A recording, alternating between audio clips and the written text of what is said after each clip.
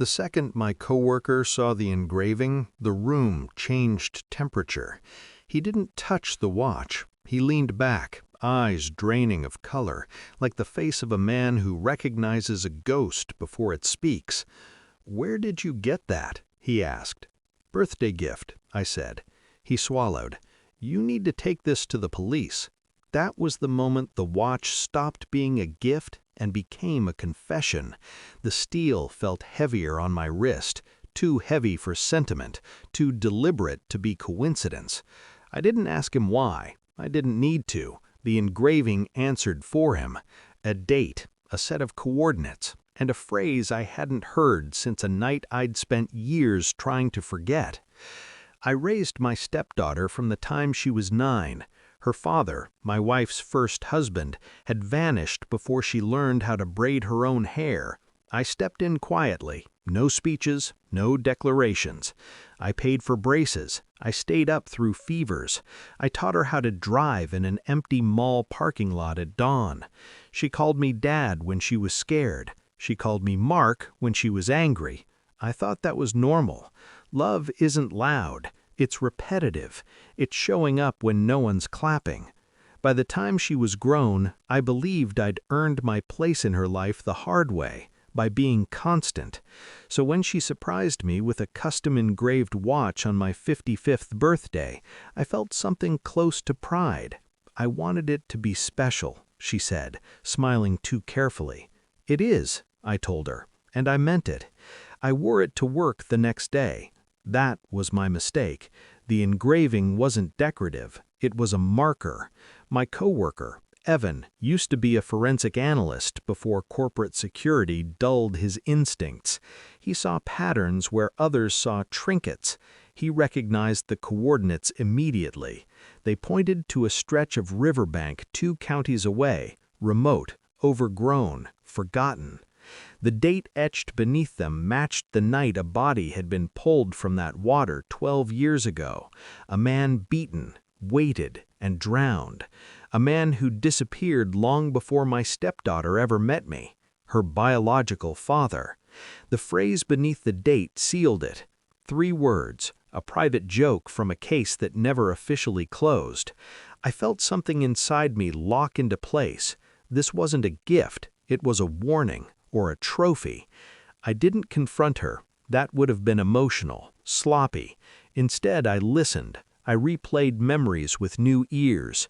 Her questions over the years about inheritance, her sudden interest in my life insurance, her insistence on being present when documents were signed.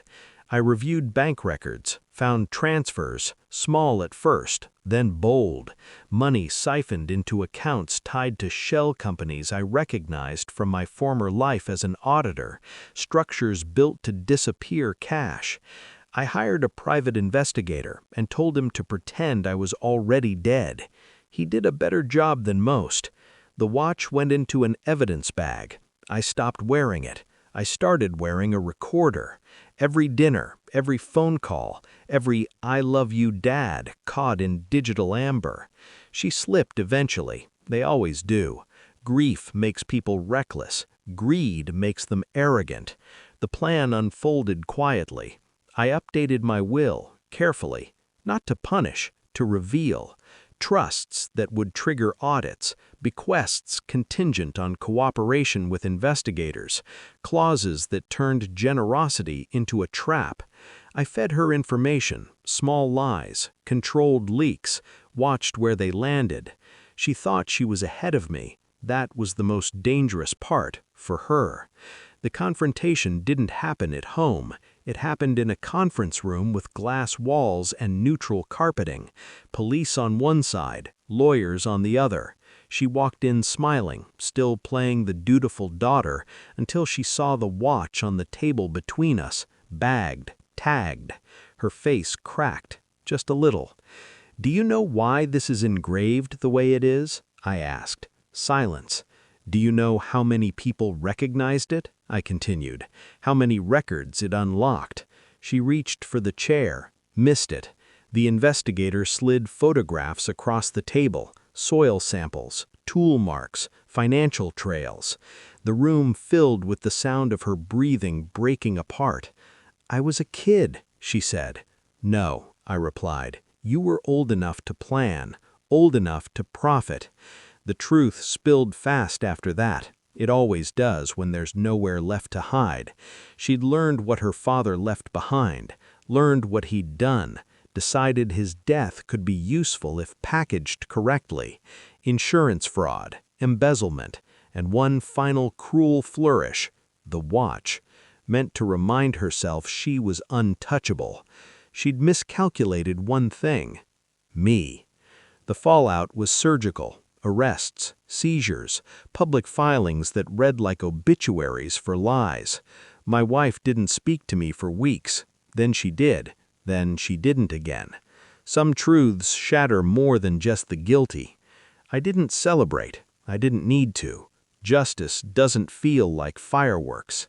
It feels like weight leaving your chest.